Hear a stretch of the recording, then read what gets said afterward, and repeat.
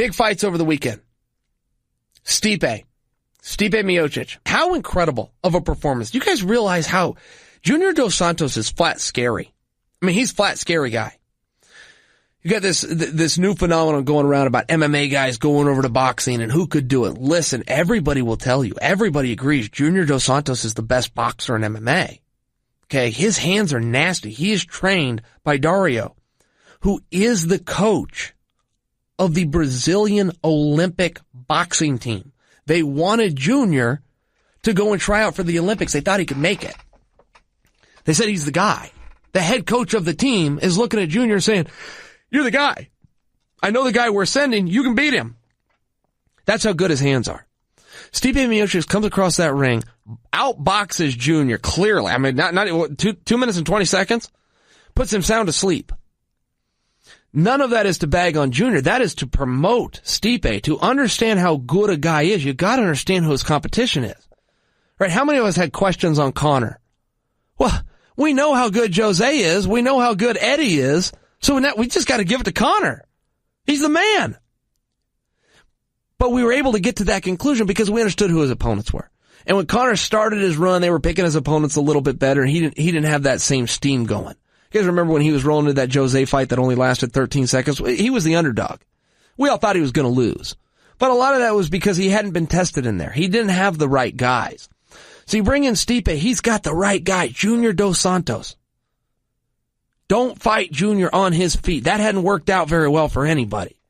There is nobody Junior's connected with he hasn't put down. That includes Verdum. That includes Kane. When he connects, that fight is over. So this fight starts. Stipe comes across the ring, and Junior's backing up. Junior's scared from the jump. Stipe hadn't thrown a punch yet, and Junior's backing up. Okay? That was peculiar to me. Stipe had not even thrown a punch, let alone landed one, and Junior's running away from him.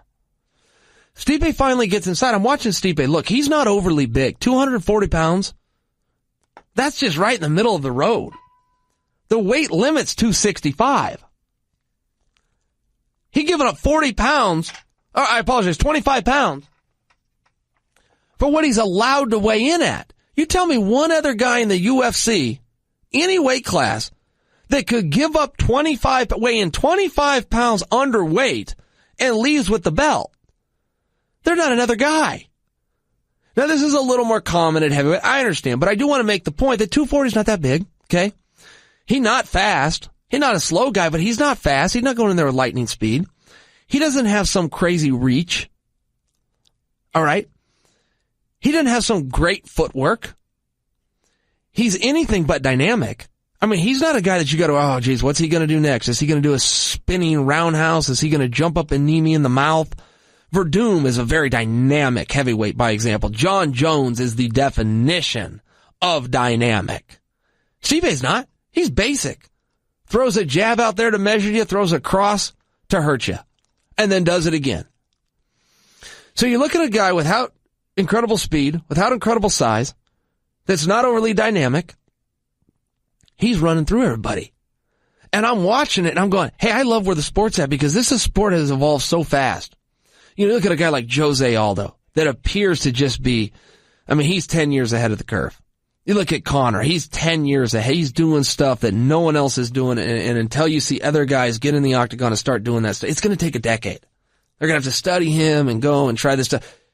You got to rewind the tape 20 years to see guys doing what Stipe's doing. You got to rewind the tape to find a guy that can throw a jab to measure, throw a cross at an average speed with average size, and beat everybody's ass walking the planet. You know, another real basic guy is Cormier. Cormier comes out there, he'll take you down when he can, he'll grind on you, get on top and use his weight and kind of rough you up a little bit. Got a good chin, much like Stipe. Throws jabs and crosses and hooks, slip an uppercut in there every now and again. Maybe throw a leg kick every now and then. I mean, for the most part, it's jabs and crosses. Real basic. In your face, though, good shape, high level of confidence, and tough. Knows how to compete. And that's what we're seeing. And it's so hard. It's so hard as an analyst. I was at ESPN over the weekend, and Gilbert and I pop on the second the fight ends. Fight ends, we walk on set, they're in a commercial break. We're on. So we're on 3 minutes Max, from the time the fight ended, Max is the host of the show, and he throws to me first and just says, hey, what makes this guy so great? And I'm sitting there scratching my head.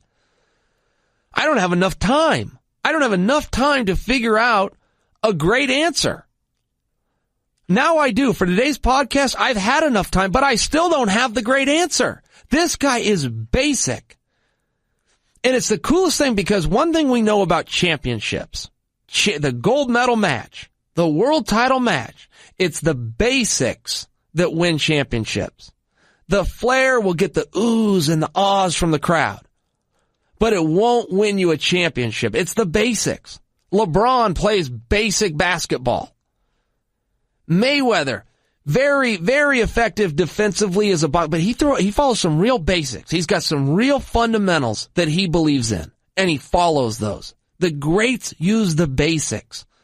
For the greats, it's really simplistic. Most times, Conor breaks the rule. Roy Jones broke the rule. There are guys out there. I understand that, but I just think it's an interesting place that the sport's at because the sport has moved forward so fast. Even Stipe, if you want to, Stipe's a good wrestler. Division I wrestler.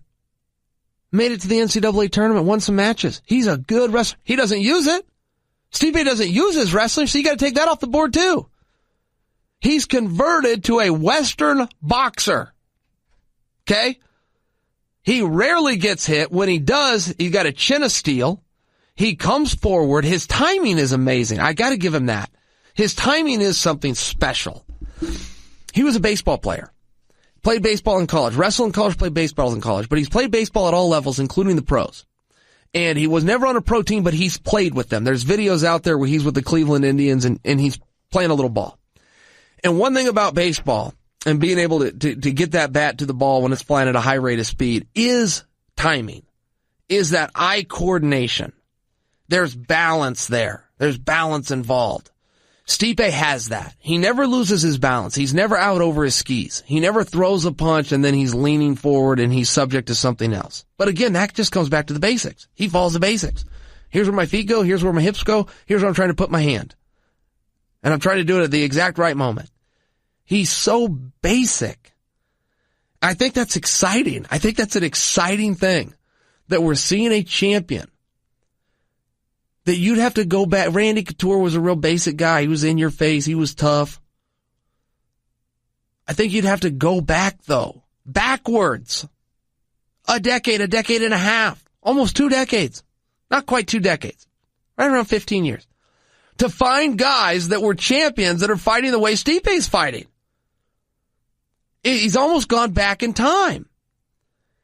And when you can shut Junior Dos Santos off, when you can have Junior Dos Santos running away from you and you haven't even thrown a punch yet, the kind of respect he's commanding, it's really quite a remarkable thing. Eddie Alvarez was in a dust-up. He's fighting Poirier. And I really thought Eddie was being overlooked in this fight. He had one bad performance against Conor. Man, you'd have to rack your brain to find another bad Eddie Alvarez performance. That guy shows up and he gets down. Poirier hurt him. Oh, Poirier hurt him so bad. I thought the fight was going to be over. The announcers thought the fight was going to be over. Rogan's announcing it. I mean, he's out. Eddie doesn't know which way is up, which way is left. But he's on his feet. So he's got a chance. And he starts swinging. And before you know it, he starts to recover. And before you know it, one of those swings gets through, and now Poirier's hurt. These guys are going back and forth. If you didn't see it, I mean, this is really a remarkable fight because it was a remarkable display of grit by both guys. So, Alvarez gets him down, and he throws a knee to the head. He throws another knee. They both land, just flip, boom, boom, just bounces his knee right off of Poirier's head. And Herb Dean steps in. And these were illegal knees, absolutely without question, because Poirier's knee was down. Now, Joe Rogan was weighing in on this, and he was calling it illegal, but he was calling it illegal for the wrong reasons. He was, and this isn't to put down Joe, it was on the spot, and Joe's job was very hard that night because the ABC has passed a new rule for what a downed opponent is and where his hands have to be, which is palms, both of them on the mat. That's relevant. Okay? If you put a hand down, if you put a fist down, if you put a finger down, you're not down. If you have one palm down and a fist from the other hand down, you're not down. It's got to be both palms. So when Joe Rogan was breaking down, he's going, hey, that's illegal, because he was looking where Poirier's hands were. But the confusion here was this fight was in Texas, who disagreed with the ABC and did not adopt that rule, so it's the original rule. So Joe was looking to where the hand was, and he was trying to figure it out. But just like Eddie, what Joe had missed and what Eddie had missed is the knee was down.